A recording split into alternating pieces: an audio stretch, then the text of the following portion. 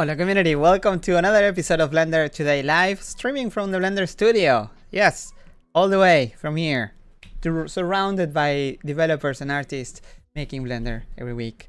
What do we have to talk about? Today we have a killer feature, something that I've been asked for centuries. Yeah, even before Blender was made. It's in the title, so you know already, but I have to talk about the availability of that feature. Other than that, this week we have two updates. We have, well, this week it's gonna be kind of crazy. Not today's episode is gonna be, I think, pretty mild, even though I should mention that there is a feature that many people have been asking for. This is the week where Blender 3.6 moves from the very first phase where big features can be added into the next phase. So you're going to see some new nodes in town next week, and it's going to be pretty I wanted to make a pun with simulate. No, I'm not gonna simulate a pun of any kind for this. Let's leave it for next week. We have plenty of things to talk about this week, so let's not hurry. Other than that, tomorrow, Tuesday, there will be two updates to the LTS releases, to the 293 and the 3.3 LTSs. There are not going to be that many fixes, I heard, but there will be some. And then next week, Tuesday, there might be, unless there is like a new fixes coming up, a update release for Blender 3.5, so 3.5.1. But that's for next week. Don't worry about this week. It's all good. However, if you think you have found some issues with 3.5 that you think are worth, you love 3.5, but there's this one bug or crash, or always report. That way, maybe it can be fixed for next week. All right, cool. Let's get to see what is new. Remember, we are streaming live, so you can go in, if you're watching this live, go to Blender community, blender.community website, and I made a thread there with an emoji and Blender Today Live 224. You can check, well, this is pretty much everything that is new. So this is a massive spoiler. There is over 300 commits, of which more than half is just like fixes and cleanups and refactors. Yeah, you can go here and leave some questions that I'm gonna try to answer if I don't melt. Because yes, someone says that it's warm here. It looks warm, and it's actually pretty warm. It's not just, well, I mean, maybe the color. No, it's actually pretty freaking warm. Okay, let's see.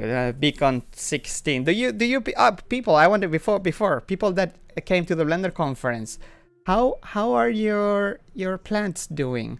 This was a gift from last year to everybody that came to the Blender conference. I want to know if you're still keeping it alive. Just let me know in the comments, or I think I'm gonna ask on Twitter at some point. I want to know if people are actually taking care of them, because that's an analogy for Blender. So please take care of yours.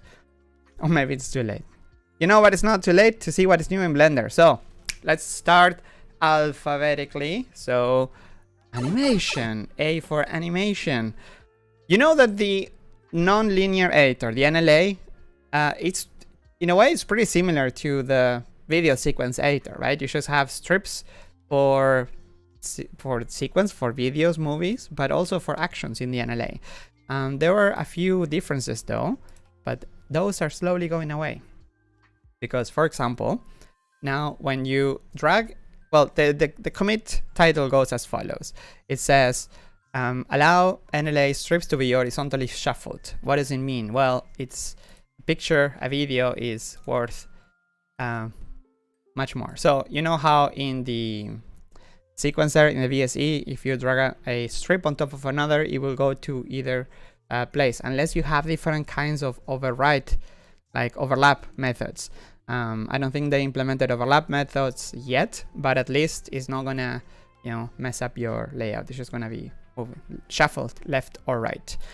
Other than that, yeah, no, that is actually that's all the changes. So thanks, Nate, for working on this. Next, he's actually on the chat. Nate, oh hey, I did that. Yeah, you did that. Thank you for doing it, and hope to see more. Nice to see some action. The animation and rigging module gotta be the most, well, geometry nodes is also very active, so can't but cycles too. Well, many modules are active, but the animation one is especially getting action. You know what else gets action? Well, this is for A4 attributes. So this is not really just for geometry nodes, but it's like a really generic like attributes in general. There's a new type of attribute, which is going to allow developers to have less hacks. So the type is 2D integer vector. So recently, last release ago, I think we had a 2D vector added. So, you know, vectors, just an array of values. So you can have 3D vectors like X, Y, Z. You can have 2D vectors like U and V for these kind of coordinates. And now, yeah, there is one for 2D integer vector attributes. So this has been implemented everywhere. Actually, you can even create a new attribute from it renders in Eevee and in cycles. Geometry nodes interpolation and mixing also works. And if you want to try it yourself, you can basically just go and create a new attribute from the menu. So you should be able to now select 2D integer vector down there. And that's it. Nice. What else? B for build. Well, this one is for Linux users. So we have some news for Windows users this week. Like the big news are for Windows users mainly, but hey, Linux user is also getting some news. The Wyland library was updated to 1.22, which fixes an issue with the direction of tracking for trackpad scrolling. So yay for that. And also this week, so many optimizations and memory and cycles and everything seems to be a little bit faster this week, starting by custom data. So this is related to memory, I think. Yes, it is. So custom data, support implicit sharing for custom data layers. Interesting. If you go to the numbers, you see that this change reduces memory and improves performance by avoiding unnecessary data copies. For example, the use memory after loading a highly subdivided mesh is reduced from 2.4 gigs to 1.79 gigs. Super nice. Memory is everything, because whenever you have to render something, you have to get all that memory and put it like sending to the GPU for rendering, displaying, for saving, for undo, for how much you can handle on your computer. Memory is everything. So it's super nice to see this happening, and also coming from Jack Luke from the geometry nodes and physics. Let's call it nodes and physics, not just geometry module. More changes. This is all related to cycles. So cycles, let's see. Optimizations all over the board. Hans has been pretty active. So starting Blender curves attribute extraction. This is related to cycles. In a test case with 2 million curves and 15 million points, I observed a 10x improvement in performance, going from 2.2 seconds to 0.2 seconds, so nearly instant, 200 milliseconds to copy the data from Blender to cycles. Yay for that. Faster everything. Every time you preview something, like you switch the render preview, for example, that everything should be a bit more snappy.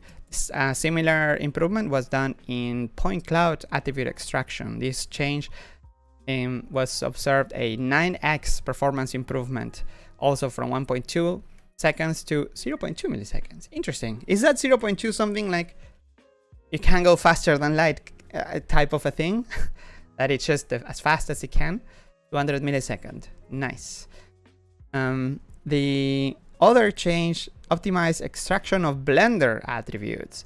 This one, the timings are also super interesting. It goes from like extracting from a 16 million vertex grid in seconds, extracting the UV map that used to take, for example, 3.18 seconds. Still 3 seconds, that's quite fast. But you know what's faster? 0.05. How much is that? 50 milliseconds? Crazy. Phase float attribute also from 0.6 to 0.07. And corner float attributes as well, quite much faster. That is kind of amazing. And you know what else is amazing? Okay, no, one more by hands, also related to performance. So the title goes as follows: avoid overhead from RNA when extracting mesh data. So if you go to the numbers, this gives a significant improvement in performance when ingesting meshes.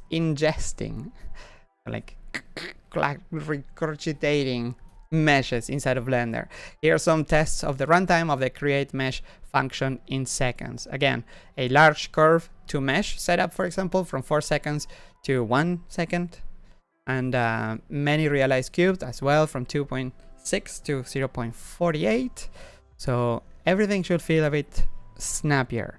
And there are some promising changes. So I don't like to show things that are not there yet, but when you see things like refactor, making things more generic, for example, refactored GPU denoising code.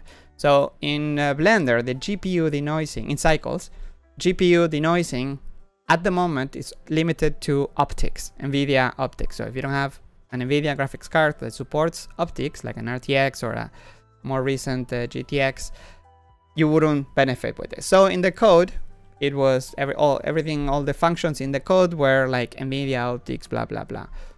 This code has been refactored to be more generic, just GPU denoising. Why?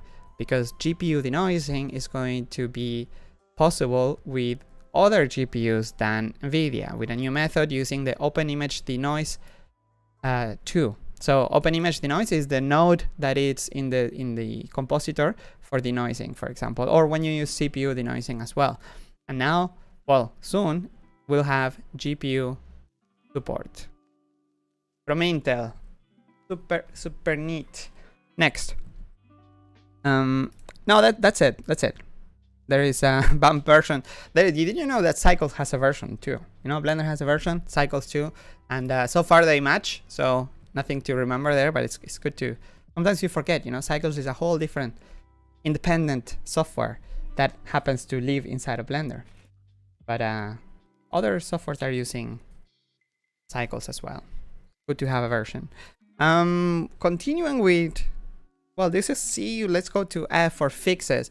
There has been, I mentioned before, there has been like at 90 fixes, a little more. I think more because some of the cleanups are also fixes. So like 100 fixes. And I can't go through all of them. There is a bunch here that you can read about. The one that I wanted to mention though is related to Eevee, because they fixed something in Eevee that is going to affect your renders if you were not aware that the world lighting, so when you use your world for lighting your scene, wouldn't affect volumetrics. So any volumes in Eevee wouldn't get affected by the world lighting. That has been fixed, so now it will. So if you see your renders looking a bit wonky, then this is why. Maybe they look amazing out of nowhere, but yeah, just so you don't go is like back report immediately. Hey, my render looks different. It's because now the world is actually worlding. World is worlding. Okay, next changes. Oh, we could continue with Ghost, Wyland, and GPU in the G letter, but there's been so many changes, and they're all like under the hood, like GPU stuff, like Vulkan stuff. Ghost for Wyland for Linux as well. So let's move directly into like the geometry side of things, which includes more performance improvements in terms. This one is for memory, I believe. Both actually. So geometry, use implicit shading for curve and mesh offsets. This change decreases memory usage and improves performance when copying curves and without changing their topology. So this happens pretty often if you're copying objects, meshes, duplicating, and you're not actually transforming the topology, like the actual geometry, then you can reuse a bunch of that data and reduce memory, so make your scenes more complex. This allows that. So pretty welcome, such as this other change that is in the category M for mesh. Replace and poly struct with offset indices. What does it mean? Again, less memory. In this case, Hans mentions that with this change, memory usage is reduced by 3 times. So 3 times less memory when the same method that is used for coarse geometry. So crazy. Nice. So cool. And actually for Blender 4.0 there is even more changes that the meshes that Blender 4.0 maybe is a good moment to mention. Blender 4.0 is coming at the end of the year, and from then on, the meshes that you save with Blender 4.0 might not be compatible with previous versions. So if you 3.6 is an LTS, so the next release is gonna be supported for 2 years, and that one you can use and use forever. Well, any Blender you can use forever, but that one is gonna get support for 2 years. Blender 4.0, it's going to introduce some changes in the, for example, in mesh stuff that might not be compatible with the older Blender versions. So moving forward, it's always changes for the best. Geometry nodes, actually, yeah, another performance improvement when using the blur attribute and when the number of iterations is low. This can improve performance. This change over here. What else? Oh, there is a ton of changes in internationalization, like the viewport grid unit is now, it can be translated. The popover descriptions can now also be translated. The translations, the UI has been updated for several languages, I believe. Then actually this has been updated multiple times. So this is for Catalan. Interesting. For Arabic. Interesting. How is Blender Arabic supported? Okay. Although Blender for Arabic, for proper Arabic support, is missing the right to left. Other than that, I think let's move into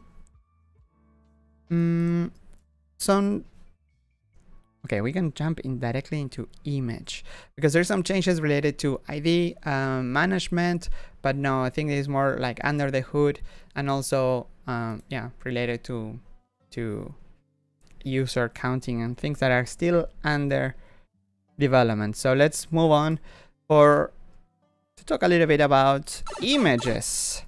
The library OpenImageIO is now being used for saving and loading of more formats. So I mentioned this many weeks ago that the library that Blender already uses, OpenImageIO, was going to start, was going to be used, and it was going to replace a bunch of code that Blender has for doing things that, you know, that the library already does, like save a PNG, save a TIFF file. You know, Blender had its own code for that, but now it relies more on this library, which allows Blender to have around 3,000 lines of code less, which is nice. And also it should fix some differences between Blender and Cycles, because they both now share the same code. And yeah, should simplify the build environment. This replaces the saving and loading of BMP, DDS, DPX, HDR, PNG, DGA, and TIFF. TIFF. TIFF. Are people still saving BMPs nowadays? And DGAs? I guess they are. Next. Oh, this is just a public service announcement that in 3.5, Blender 3.5, developers noticed that there is a regression, and the users noticed mainly, there is a regression in performance. So the Blender 3.5 image editor could be around 3 or 4 times slower than 3.4 because of the new way how panning was implemented. So when you click and pan around an image, it would be slower. This will be fixed for Blender 3.5.1. So if you had issues, panning and you notice that it's much slower, just wait one more week and get Blender 3.5.1. That should be fixed. But actually the fix is now a workaround. It will be fixed properly in the future, but it will be back to the speed of 3.4. In the future, we still want to improve performance to get back to 3.4, 3.0, but that requires more work and a different priority. Okay.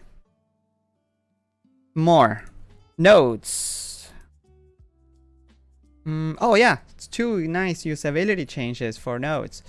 So where is my, here, there you go. So nodes. One small change, but it's gonna save us a lot of time. Not some time, a lot of time. Why? Well, have you ever had this case where you have an input, for example, that has a value already, like in this case an image, and if you use the search, click drag to search, Blender will now prefill the new node with the info from the value from the node where you dragged it. So it makes so much sense. It's gonna save a lot of time. Sometimes you just want to expose this differently, but yeah, so far it's only implemented for the input image node, but in the future more nodes could use it. So yay, nice one. Small quality of life. Another quality of life, this one is probably much bigger, because if in the node editor, in the groups, like groups UI, group sockets UI, you wanted to change the subtype, you will have to remove the socket and add it again, and that was a bit far from ideal.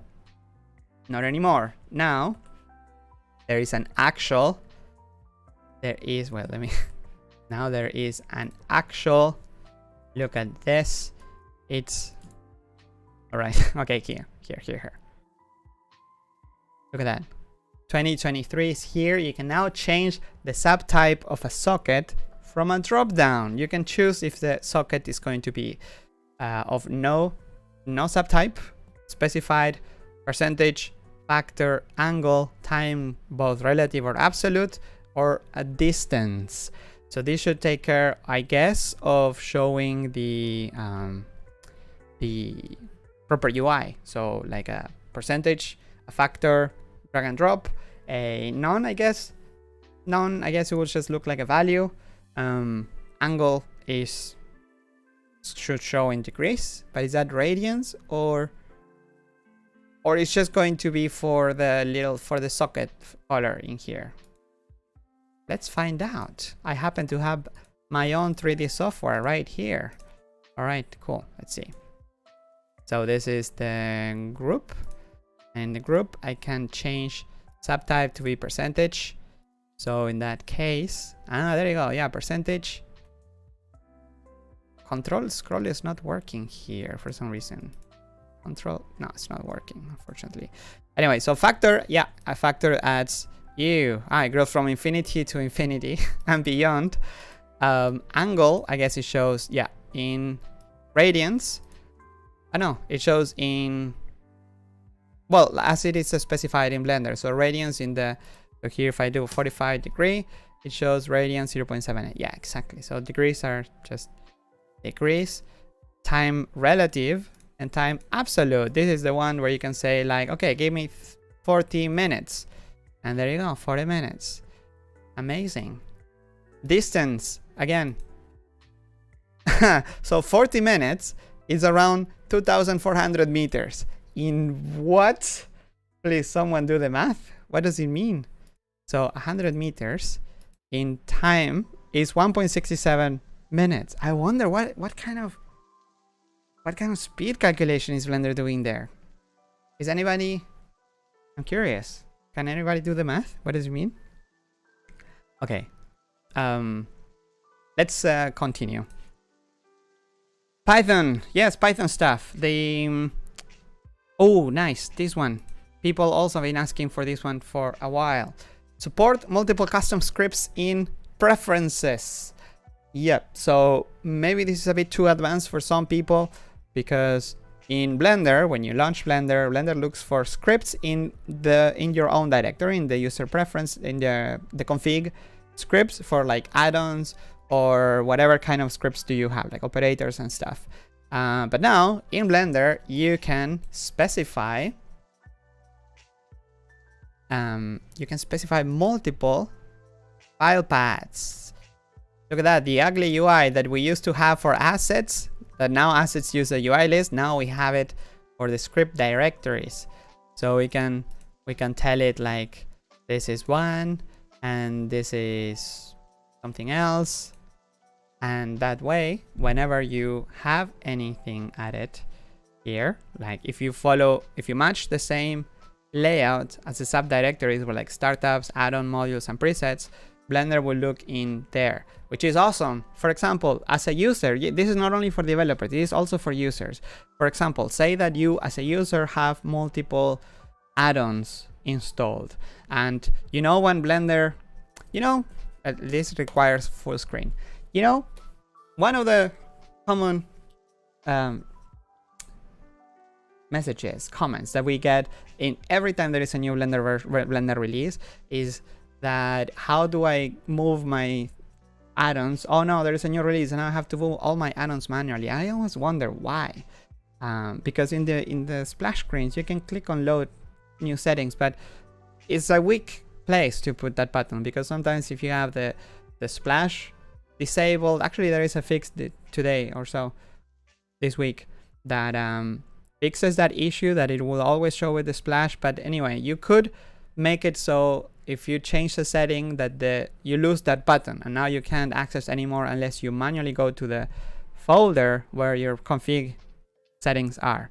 However, with this feature, you can say like, hey, all my add-ons are going to be in my desktop if you want, and in a folder in my desktop. So Blender, look for add-ons there. And that means that now your Blender install and your add-ons or presets or themes or whatever are independent, they're separate. So whenever you jump into a new Blender, you install a new Blender, you just tell it, hey, my add-ons are also on my desktop, and Blender should look for that. Super nice. And I don't know if anybody going to do this from now on. Maybe we could do a video to take advantage of the new feature, but other than that, pretty neat. All right. Wow, lots of love. I'm getting I think people like that one. Mike says, what about LTS for this year? Blender 3.6 is going to be an LTS. So in June, there will be a new LTS with support for 2 years until 2025. All right, cool. Next. Oh yeah, we were talking about Python stuff. That is for scripts. There is a new way of, or an easier way to change the context of your operators, which is always a bit of a pain in the arm. You're typing a lot, because the way you set context, it used to be a bit more convoluted, and this was even rather new way of doing it. So now, instead of you having to set the context, do stuff, and then go back to the previous, like save the previous context, set it, and then go back, now you can just basically use a with operator context, and you pass it the context that you want, whatever it is, and then do a layout, like do stuff like you can use your own operator, whatever property. So convenient. You just need to import the BLUI utils layout, import operator context. Would be nice. Maybe it would be cool to have like a template for this, like in the scripting, like templates. Maybe like have a context something. Although this list is getting a bit too short, I think we need a bigger list. Okay. Another change. Add function to create links to virtual sockets. Yeah. Virtual sockets. Links created through the normal Python API are invalid since changed. Before that, one could create links to or from virtual sockets from Python. It is possible in the UI, but it wasn't possible in Python, so now it is. There is even documentation for it. All right, let's continue with the next section for real-time compositor. So these are for real-time compositor. I think we should stop calling it real-time compositor and just call it GPU compositor or something, because it's not just a viewport compositor. At some point, it's not going to be viewport anymore. It's just going to be the compositor, the fast one. We can call it the fast one and the slow one. So the real-time compositor, also known as viewport compositor, now supports more nodes, such as the map UV node, the many people's favorite fog glow glare node. So the glare node has many modes. The fog glow has been implemented in last week, a week ago, and it's going to look different. This is a workaround. It's a temporary implementation until it's properly done, but it's just so you see something in the viewport, and it's not going to look similar to the CPU one, because the CPU one is just computationally invisible. These are the words from the developers, and the new implementation is going to look similar to how Bloom is implemented in the UI, based on the talk next-gen post-processing in Call of Duty Advanced Warfare. Did you know that there is some Call of Duty magic inspiration in Blender? Now you know. Displays node has also been implemented for the real-time compositor and the Z combine node as well. All these nodes have they might not look the same as in the CPU version, that's in the when you press F12 basically. So keep an eye, always do a render test before trusting the GPU completely, like the viewport completely, and just going into, send it to the farm. No. Always double check. Cool. All right, next. I see some excitement here about the fog glow glare in real time. Yeah, baby. From Call of Duty. Nice. Okay, cool. Let's continue. Sculpt mode. Yeah, there is some sculpt changes actually. The mask and face set menu operators now will show their hotkeys in the menus. Isn't that amazing? Let's go here. Let's go to sculpt mode, mask. Yep. So now you don't have to remember the shortcuts. Yay for your memory. You'll be able to see these shortcuts before, like the shortcuts would exist, but they were not exposed. But now they are. Nice. It's curious to see also why it's now properly done. It's just setting the properties in this is more of the nerd side. Everything is a nerd side, but this one is interesting. How do you define the property, and that exposes the shortcuts. Next, going back to a bit of programming, text editor updates syntax highlighting for different Python strings. So this is just to keep up with the new ways of Python. New syntax highlighting. The next one, what you see is what you paint, or actually what you select is where you paint on. Time ago, last year, the vertex paint and the weight paint modes were changed. So whenever you are going to edit mode and hide some parts of your mesh, when you go back into vertex paint or weight paint, you would only see what is visible, what you didn't hide. Hid. Yes. So basically, it would make sense. Edit mode, vertex paint, weight paint, they would all only show whatever you were actually trying to show. This wasn't the case of texture paint mode. This was skipped. Now it is, after some discussion and feedback from the community, all modes should be coherent now.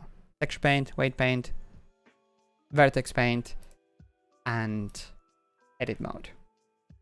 Speaking of edit mode, well, not really edit mode, but there is a small improvement in the dragging, or like in the gizmos for dragging like transforms in the viewport. So the two changes are, I don't know if you ever noticed, but with the gizmos, if you had the rotate gizmo and you like click drag, Blender will hide the other axis that you didn't have, that you didn't select, and it would only do it for rotation though, not for scaling and not for moving. That was a bit confusing. So now when you scale it, it's also going to do this. However, it's not done for translation, and that is a bit confusing to me. I need to ask the developers why is it, because it's even in the text. It's like hide other gizmos while dragging except the move arrows. But why? Maybe I'm missing something out. Forgot to ask Julian today about this one. But anyway, there is also a little shadow that is left in the original position. That's nice. So you know like how far you're dragging it, like not how far, but at least where was it initially. So the same for the scale, I believe. Yeah. So the dot would, like, there will be like a gray dot. I don't know if you get to see it because of YouTube compression, but it should be, at least should have like a little shadow where it was. And there is now a dot in the center to indicate the center point, to better see where it starts. Why? Because there is a line that is drawn when, like, the red line would sometimes get on the way and you wouldn't know where. Well, it's basically under it, so yeah, you wouldn't be able to see what is the beginning of that arrow. So now there is. Okay, let's move on, because I still have a bunch of stuff. Well, no, actually not much, not many.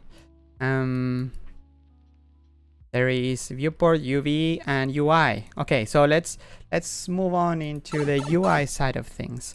Sculpt Paint Tools defaults. New defaults for Sculpt Paint Tools. Default settings change for Sculpt Mode, Paintbrush, Smear Brush, and update to only include the commits relevant to this PR.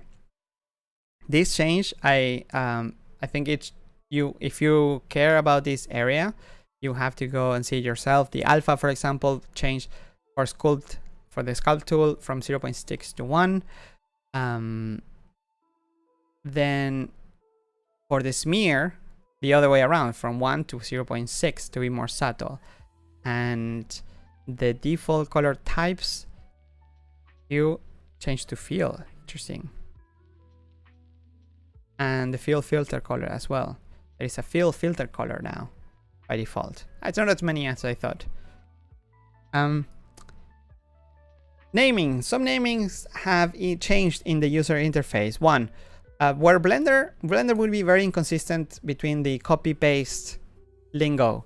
Blender has many types of copy-paste. Blender has a copy buffer that like moving the objects, like a Blender internal buffer that if you do Ctrl+C on an object, it would save a blend file somewhere in your temp folder.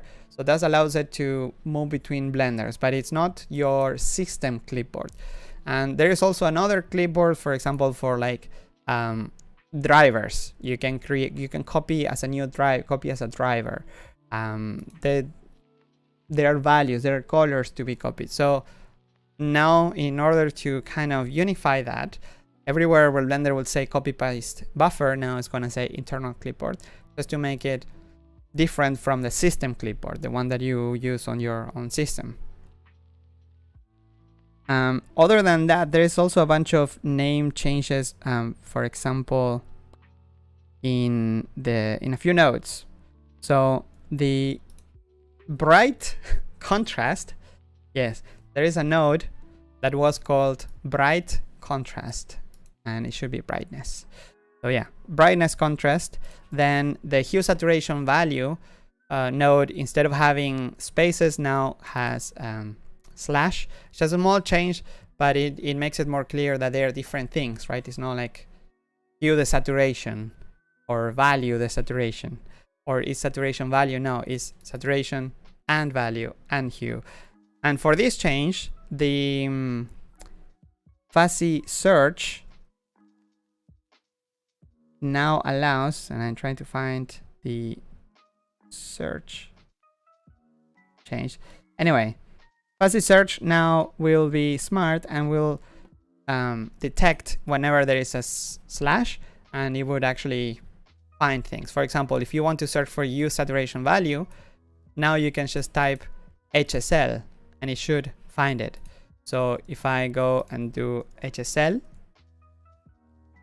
not in the compositor because the compositor is special, unless you're using, hey, no, that's not a fuzzy search. Let's see in shadings. Or it's implemented like, hey, hue saturation value. Okay, something is not working. Where is the meme of the old man with the piece of wood plank? HSV, of course, HSV. Sorry, HSV. No, you see nothing.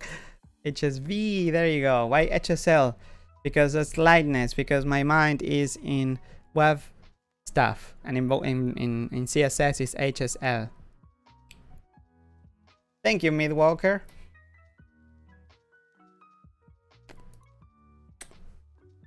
Other than that, oh, quick tooltips for the search for the properties section. So, have you ever run into the quick tooltips feature in Blender? So, it was implemented first for the toolbar. So, in the toolbar, you have something that Blender calls quick tooltips, which is like when you first leave the mouse for a few milliseconds, it triggers like the short name. So just to see the name of the tool, and then you can move and it's immediately triggered. Instead of you having to wait for like a few seconds every time, it just stays on. This concept is now in the properties tab. So you can see at a glance, it's like, oh, which one was it? Modifiers, physics, there you go. And if you leave the mouse a few more seconds, you get the actual tooltip. Next, Toxic Tuba says, we need tooltips for the asset browser elements. What do you mean we need that? What do you mean? Look at that. Mouse over. Bam.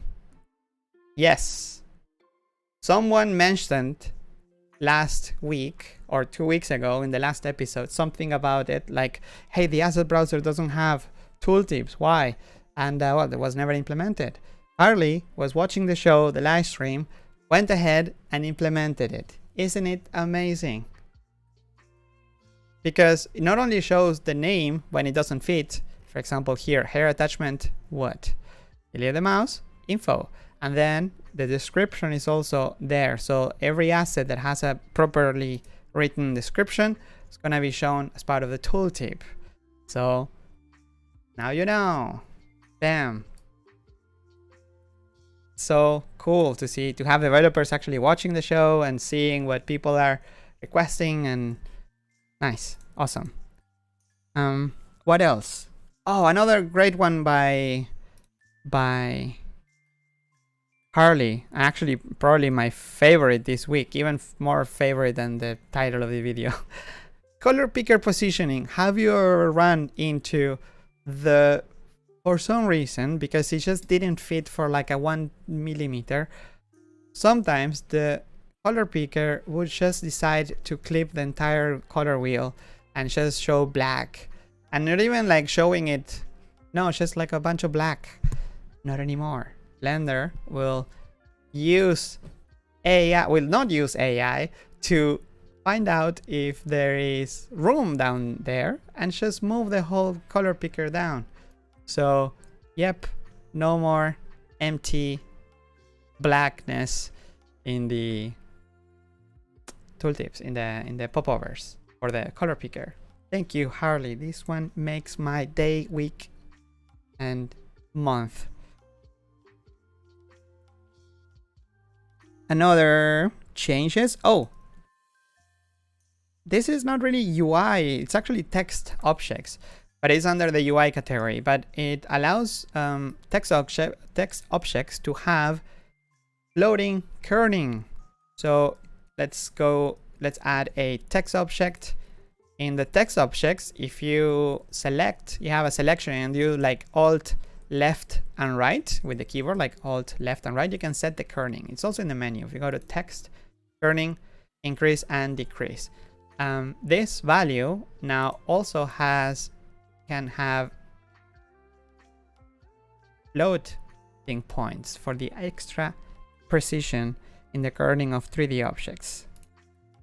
More changes in the user interface. There is now a no, it wasn't that. Fix disconnected and non-clickable checkbox labels in popovers. The title of this change is a bit convoluted, but if you see what it does, you will understand what it does. Basically, it's a mix of a bug fix and an improvement in layout. So maybe you have run into cases like this, where you have the title of a section like post-processing and then the toggle for it right next to it. So a lot of duplicated text and not great use of space. Well, now Blender has a similar layout to what happens in the panels, in the sub panels. So you have the checkbox and the title on the top left, and then the rest of the content on the right. So nice. But not only that, actually, there is also bug fixes in general, like things were grayed out when they shouldn't, or they were unclickable even. Like this text was, you couldn't click on it and it's like grayed out, and now it's properly fixed.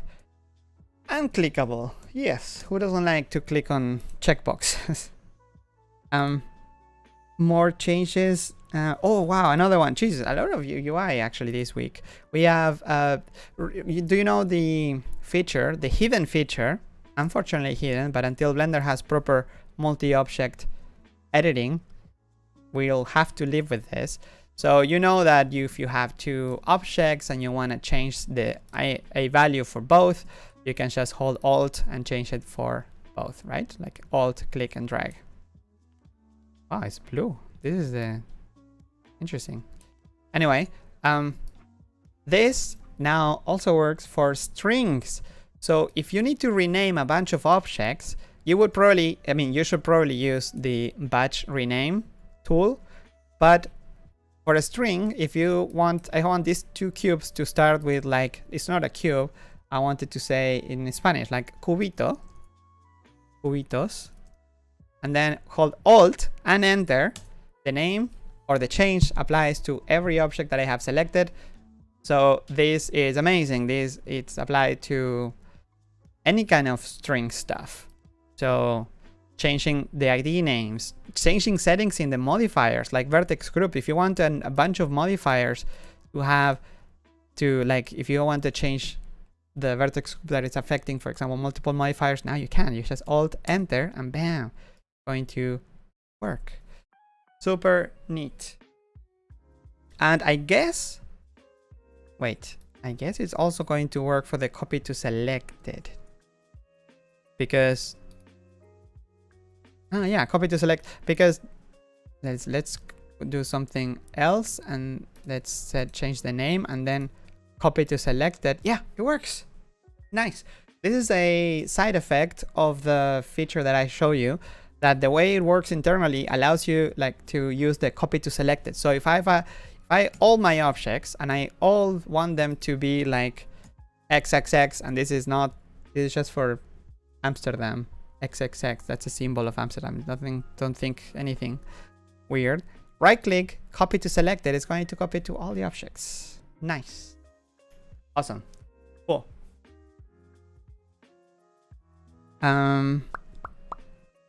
That it's all. Well, I mean, let's talk about the elephant in the room. Blender on Windows can now copy and paste images.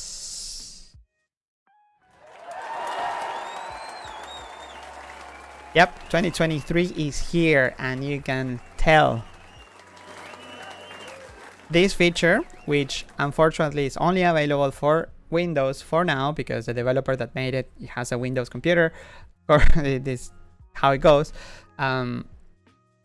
Yeah, Blender allows you to copy paste. So if you are in the image editor, you just did a render, you can copy, go to GIMP, paste, tweak, copy, go back, paste, copy, back and forth. There are a few limitations, I think, on like Photoshop in particular. Like Adobe Photoshop has maybe I think it has some issue with the alpha values, but that has to do with proprietary clipboard stuff. But if you use Krita or GIMP, or even I think Affinity was even working properly from the tests that were performed by the forums. So thank you, community, also for going into the forums, DevTalk forums, and providing feedback on this feature, because if you want to test it on multiple software, you need to have the software. So yeah, super nice. I hope this comes soon to other operating systems. Let's see. But yeah, you can imagine that a clipboard, an operating system clipboard, is very tied to an operating system, so it's hard to have it everywhere all at once. Everything everywhere all at once. The OBS does it, and I hate it. Whenever I see like a new OBS feature only for Windows but not on Linux, like, come on.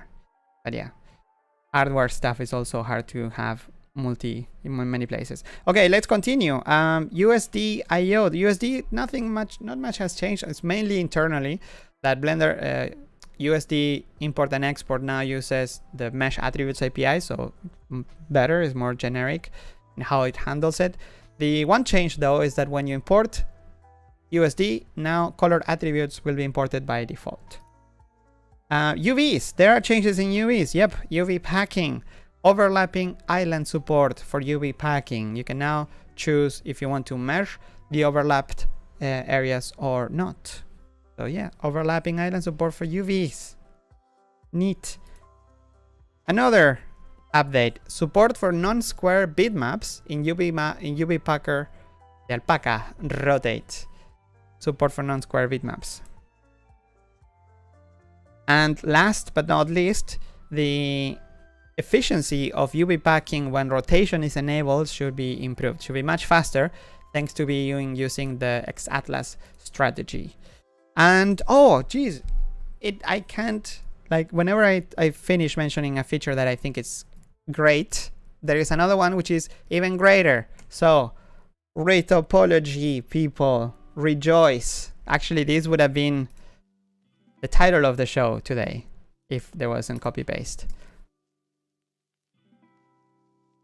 You know, when the retopology tools were mentioned, when improved, I think recently, that you could enable the new retopology offset here. Well, in this, people were mentioning that, hey, it's great, but I can still select the vertices that are behind, right? And that kind of beats the purpose. It's cool that you can see things. So if you have a monkey, for example, and you have the mesh, and then you want to do like retopology, it's cool that you can see through, especially when the color works. Yeah, in this case, yeah, now it works. And you can adjust the offset and all that jazz. But now there is selection occlusion. So summary, occlude edit mode selection behind objects in object mode. What's the problem? When doing retopology, you want to be able to select your edit mesh, but only when you can see it. Being able to select geometry behind reference objects is not desirable, right? Kind of beats the purpose. Solution, make it so reference objects occlude the selection. So whenever there is an object on top of it, you're not going to be able to select the vertices behind it unless you switch on X-ray. So if you want to select something behind, you can do Alt Set, select, and then go back. That is basically the same as toggling this. It's a shortcut, Alt Set, which I don't think is shown. Ah, yeah, it is shown here. Cool. That's it, I think. Yep. That is all for this week. Kind of amazing. I made it super late, actually. Oh yeah, we have the questions still. All right, let's see. Let's do 5 questions. I'm melting here, by the way, but Let's do 5 questions. The 5 with the most votes. How many questions are there even? Let me check. 12 questions. I'm definitely not gonna manage to do to see all of them, but let's try to go to load all of them, and then let's start which ones have votes. There is one with 2 votes and one with 2 votes. Let's see. Okay, so hello Pablo, says Ska. I have a question. Does Blender plan to include switch node functionality in the shader node? I'm eager to use switch nodes in shader. It would be cool if blur and time nodes were included in shader context. I don't know. It only makes sense. Right? A switch node. Although a switch node, what, for like driving, for using one or the other? I guess you could.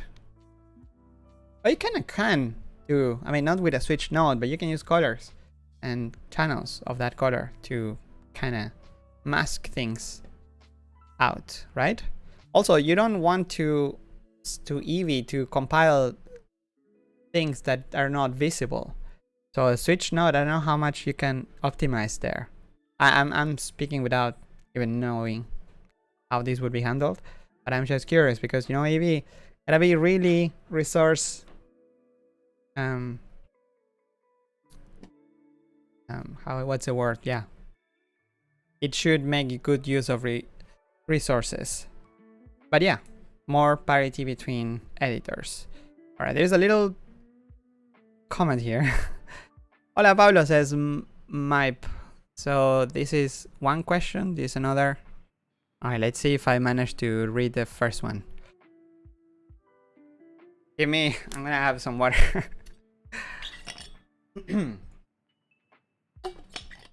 Blender apps. Oof. Blender apps is a higher quality Blender sandbox and should be a priority. The Blender extensions platform is of lower quality. It's not even out yet because it requires coding knowledge. No, it doesn't, which is ultra difficult. No, it doesn't.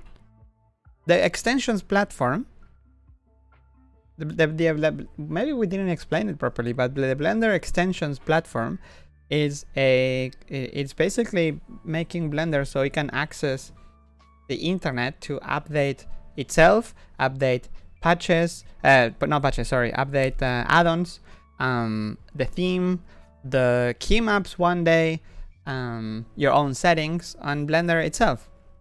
So it's Blender talking to the internet. It should be called like the Blender Internet project because it's the first time that Blender would actually ping the internet for updates for anything officially. You know, add-ons connect to the internet and do all kind of weird stuff, but no, Blender doesn't. Well, the Blender ID only if you enable it. But anyway, okay, maybe it's something else. Well, you Pablo don't really know how to code either. No, I don't. You don't have to say it like that. Okay, Blender apps are 3D software based on the Blender kernel, like some OS based on Linux. Blender apps are created with visual programming of nodes. I wish. With the possibility that in Blender there is Blender Apps Maker with nodes. Not at the moment, and it's not the first deliverable to have visual programming in Blender apps. Script blocks, a more optimized Blender for composing Blender apps with nodes and script blocks. Blender apps is much needed in the world of 3D software. It has a potential for top quality and highly specialized 3D software that the world desperately needs. Highly specialized 3D software for the Lego Worlds game. For creating animations from that game and taking a copy of a 3D object from that game. Highly specialized 3D software for creating your own addition to a film or cartoon or a sequel. The same as a modification or adaptation, certain scenes from movies or cartoons, with the possibility of inserting your own 3D object. I don't know if it's too warm for me to understand this comment, but let's see. Baby, Netflix, original film, Disney, Pixar movie, sandbox, script. I think you mean that you prefer Blender apps should have higher priority than Blender extensions, and that I understand. Blender apps is a huge project which will really benefit from having the Blender extensions platform in place first, because you want a Blender app to connect to the internet and see if there is a change, or to get assets from online, right? So for the Blender app, in a way, you need a Blender extension. And the extension is more feasible, it's smaller, and a lot more people are going to benefit from being able to see, like, hey, there's a new Blender, by the way. But yeah. Next. It would be good if code of Blender there was an option to like posts to see what is desirable. Like, would not close after a certain day from the posting. Likes? On a... No, but then you have to log in, and then you have security issues, and... No. I think it's not. I have to tell you that you made a terribly big mistake, which was a graphical sunset without Blender apps over the Blender extension platform coming to life. Sorry. Anybody's welcome to build a graphical similar concept. I'm sorry to tell you this, but you're doing a bad for 3D software Blender because of your recklessness. I'm doing bad for 3D software Blender. I'm sorry, I will try to be doing good for Blender 3D software. Pablo, let's work on improvement and infrastructure on private conversations on Blender Chat. There's nothing to improve that. Blender Chat is a platform that is using, well, there is things to improve, but it's not that we make blender.chat. We use a service called Rocket Chat, basically. It's an open source like Slack client, so feel free to leave them a comment on their GitHub about improvements and or feature requests or things that you think it could be improved. This is the one, Rocket Chat. Not everyone needs to know about our visions that we share with the Blender people. But that's what that's anti-open source software. Anyway, hello Pablo. Okay, how much time we have? Actually, 1 hour 5 minutes. Okay, let's do 3 more questions. This one has a vote, and hello Pablo. Hope today was fantastic. It was going pretty well today, but now I'm a bit bumped. I have just one question. Is the Blender Labs project still progressing behind the scenes? Yes, it is. Actually, Tom the other day mentioned it's like we need a logo or something for the Blender Labs project, because when you send out in, like, I don't know, invitations or you want to get people involved, like send a multi-millionaire or a university, say like, hey, you want to support the Blender Labs project with funding, you need a logo. So I think it's moving, but that's something that it's being done by Ton mainly. Okay, and I should answer the first question because it's sorted by time and doesn't have any votes. Hello dear Pablo, is copy paste has anything to do with multiple object share parameter change, like what we do with holding? No. Oh, this was before I actually talked about it. No, sorry. Copy paste is only, for the time being, only linked to the copy pasting of pictures or images. And the Blender copy paste system in general needs a whole refactor. Like the fact that we have an add-on called copy paste and it's not enabled by default. Yeah, I wish this was. We should put it on by default, because it does copy. It does allow you to have a bunch of more options than just the regular copy object. And why does it have the like ID icon? Anyway, okay, so I think well, they are in the view here. They are in the view. Hey Pablo, you're breathtaking. Keep up the great job. Loving what the future holds for Blender. Thank you, Mikael. Thank you. Making my day brighter.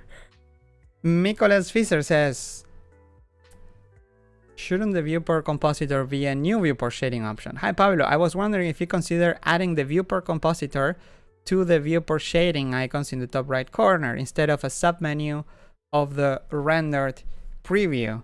It seems like a logical thing to me, as it's another step in the pipeline. Yes and no, because the compositor works, it's independent. So the compositor, it could even probably work on the solid mode, even on wireframe mode. Wouldn't make much sense, but it could. But the reason why it's an option here, it's because it's not one more step like after render. It can be enabled for both Eevee in the viewport, like this kind of settings, and for render, so cycles. So if we didn't have it here and had it in one more, then you're losing the possibility of having the same compositor effects in both the material preview. I mean, this view is just Eevee when you're using cycles, pretty much. But like if you do this, it is Eevee, literally Eevee, and this is cycles. So that's the that's the difference. And when you have Eevee, it doesn't make much sense. Eevee, when you have Eevee, these two are basically the same. But the material preview allows you to, you know, see preview in different options, in different ways. And while this, you make sure that this is what you see is what you get. Anyways, so I will call it a day, I think, because yeah, it's super late. I need to go and record the Spanish version of this show to share the news with the biggest amount of people possible. It would help if you share this video every now and then, if you tell people that we are sharing the news every week. I recently got a very nice message, and I would like to thank her. She knows who she is, but a very nice how Blender, software development in general and open source development, it's like a beacon of light and something that you can gives you hope, because you can see that there is hundreds, thousands of people that are all contributing with their time, publishing like changes, making coding, but sometimes not coding, but just testing and reporting issues, and taking their precious time in order to make Blender better for everyone. So it's a very, you know, nice thing to be involved with. So if you want to share the news, please do. I would see you again, definitely at the same time, and next week for sure. I hope it's not again another holiday. What? No, 24th of April. Oh yeah, by the way, tomorrow there will be 2 LTS releases, and by Wednesday/Thursday there might be some stuff as well. However, we're going to see the big news next week. In the chat, Roman says, is there no interaction with the YouTube chat? Yeah, there is. I am actually interacting with you. Interacting with you because we are going to meet again next week, same place, same time, for another episode of Blender Today Live. Watch your ear holes. It wasn't too bad, is it? Thanks everyone. Have a fantastic week. I'll see you again same week, same time next week.